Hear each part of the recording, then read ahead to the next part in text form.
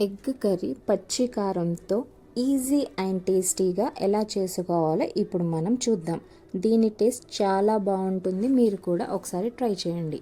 ముందుగా ఆనియన్స్ని సన్నగా కట్ చేసి పెట్టుకోవాలి. ఆ తరువాత తగినంత పచ్చిమిర్చి తీసుకొని మిక్సీ చేసుకోవాలి. 4 ఎగ్స్ తీసుకొని పక్కకు పెట్టుకోండి. ఇప్పుడు ఒక కడాయి తీసుకొని అందులో 2 స్పూన్స్ ఆయిల్ వేసుకోవాలి. ఆయిల్ హీట్ అయిన తర్వాత మసాలా ఐటమ్స్ మరియు ఆనియన్స్ వేసుకొని కలుపుకోవాలి.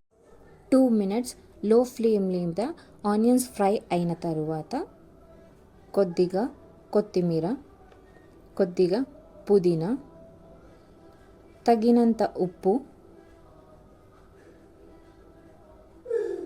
వేసుకొని కలుపుకోవాలి. లో ఫ్లేమ్ మీద బాగా కలుపుతూ ఉండాలి. ఆనియన్స్ బాగా ఫ్రై అయిన తర్వాత అల్లం పేస్ట్ వేసుకొని కలుపుకోవాలి. కొద్దిగా పసుపు వేసుకొని మళ్ళీ కలుపుకోవాలి. 2 మినిట్స్ అలాగే లో ఫ్లేమ్ మీద ఆనియన్స్ ఫ్రై అయిన తర్వాత మనం పేస్ట్ చేసి పెట్టుకున్న పచ్చి కారంని వేసుకోవాలి. అలాగే కొద్దిగా వాటర్ వేసుకొని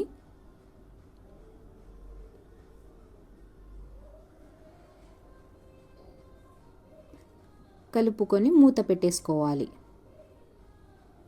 లో ఫ్లేమ్ మీదనే 10 మినిట్స్ దాన్ని అలాగే ఉడకనివ్వాలి.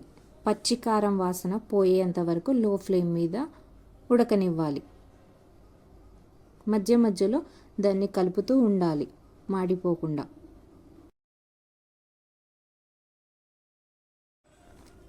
10 మినిట్స్ తర్వాత ఎగ్స్ని 1 by 1 స్లోగా వేసుకోవాలి.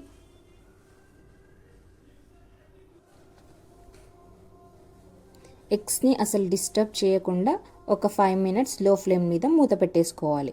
5 మినిట్స్ తర్వాత స్లోగా వాటిని ఫ్లిప్ చేసుకోవాలి. 1 by 1 ఫ్లిప్ చేసుకోవాలి.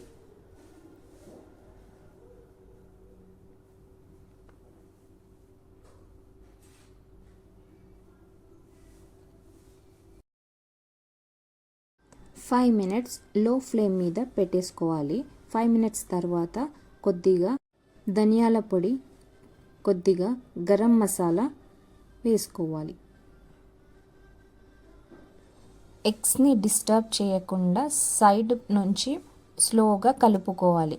లో ఫ్లేమ్ మీద దాన్ని అలాగే 10 మినిట్స్ ఉడకనివ్వాలి. మధ్య మధ్యలో కలుపుతూ 10 మినిట్స్ తర్వాత స్టవ్ ఆఫ్ చేసి సర్వ్ చేసుకోవాలి.